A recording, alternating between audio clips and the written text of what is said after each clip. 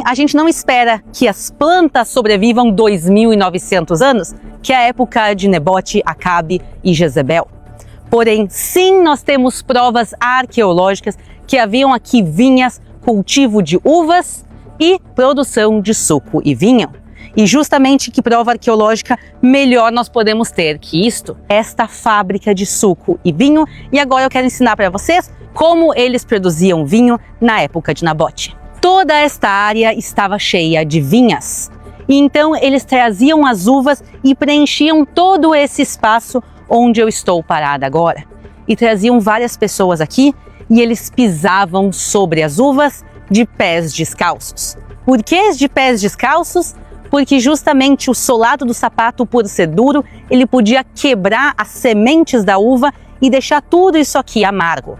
Então eles tiravam os sapatos, colocavam do lado, lavavam os pés e aí eles entravam aqui, pisavam sobre as uvas e aí saía uma mistura de suco com as cascas, as sementes.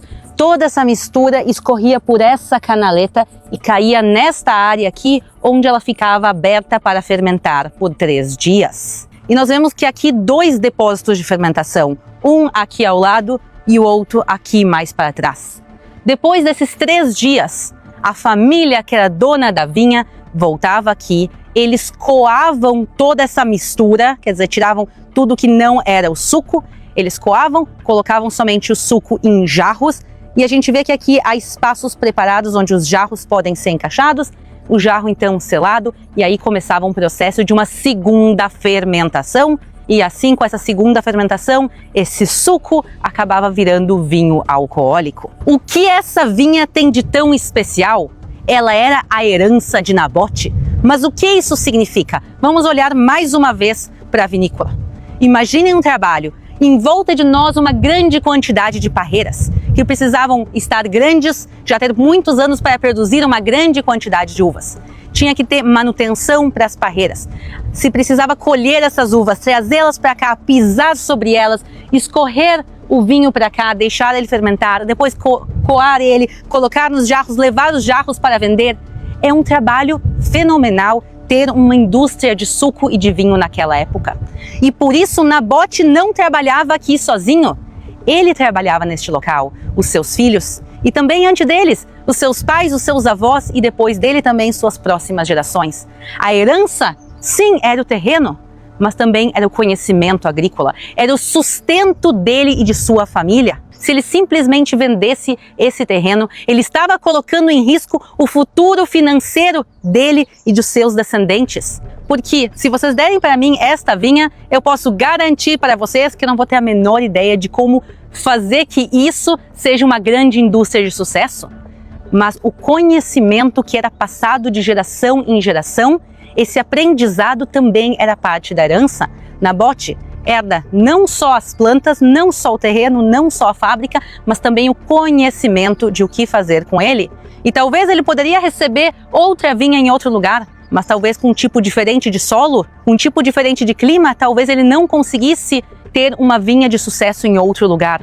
Então ele estava querendo garantir o seu futuro e o futuro das suas próprias gerações através do seu conhecimento agrícola e também, obviamente, do terreno. E por tudo isso, Nabote decide não vender a sua fábrica para o rei Acabe, o que era algo muito corajoso. Acabe volta para sua casa, fica ali triste na sua cama e sua esposa Jezabel, então, vendo ele triste, pergunta: por que tu tá triste assim? E ele conta o que havia acontecido.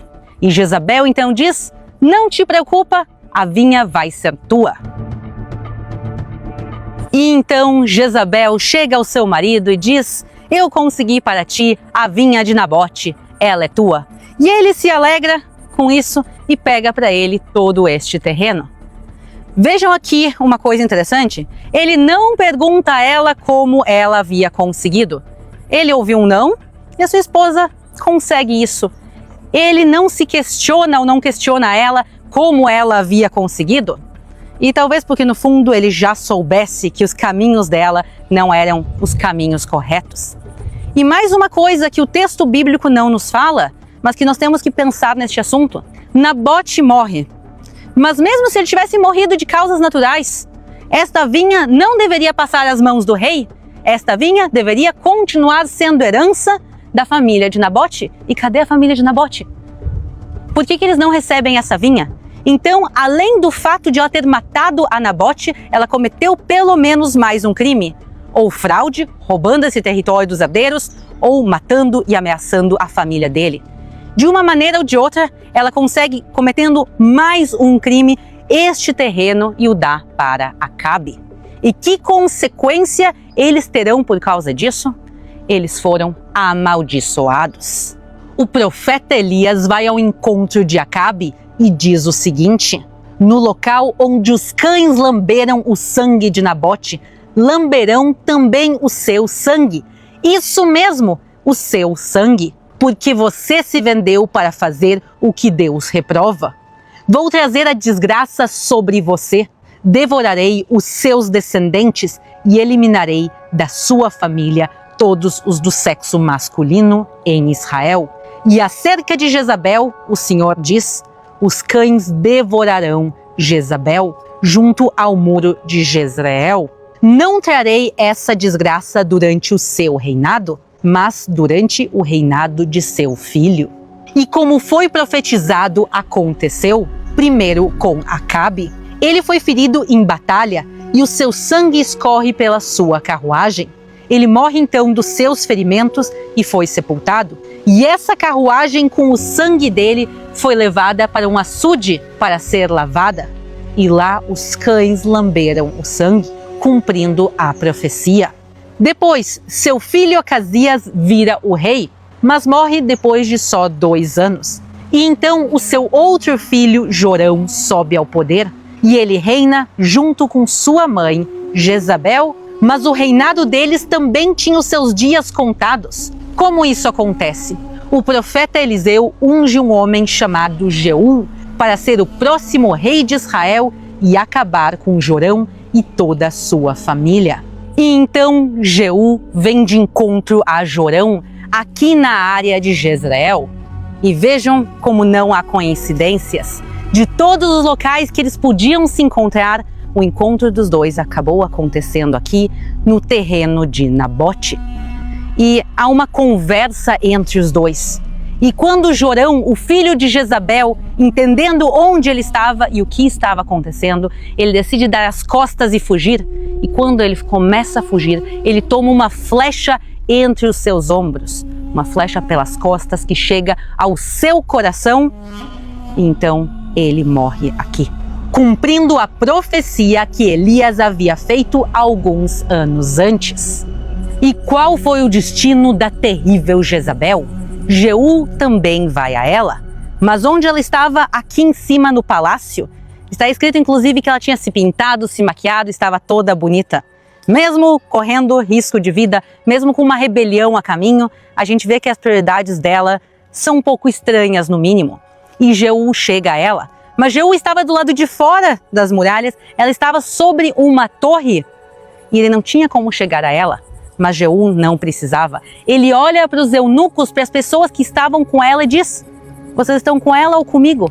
E então Jeú ordenou: joguem essa mulher para baixo. Eles a jogaram e o sangue dela espirrou na parede e nos cavalos, e Jeú a atropelou. E então ela cai para sua morte. Ela termina os seus dias traída, sozinha. E faz muito sentido, pois tudo de terrível que ela tinha feito ao longo dos anos, Deus estava assistindo e as pessoas em volta dela também.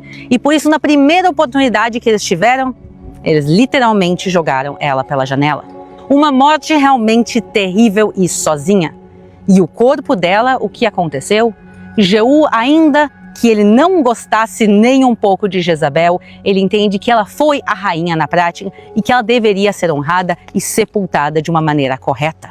Porém, isso não foi possível, pois no tempo entre que ela foi jogada da janela e até eles passarem para buscar o corpo, passaram algumas horas. E os animais selvagens foram e comeram os restos dela. E por isso os restos dela foram espalhados por toda esta área, inclusive aqui no terreno de Nabote, cumprindo a maldição que ela havia recebido pelo que ela fez a Nabote, cumprindo-se a palavra do Senhor anunciada por meio do seu servo Elias, o tesbita. num terreno em Jezreel,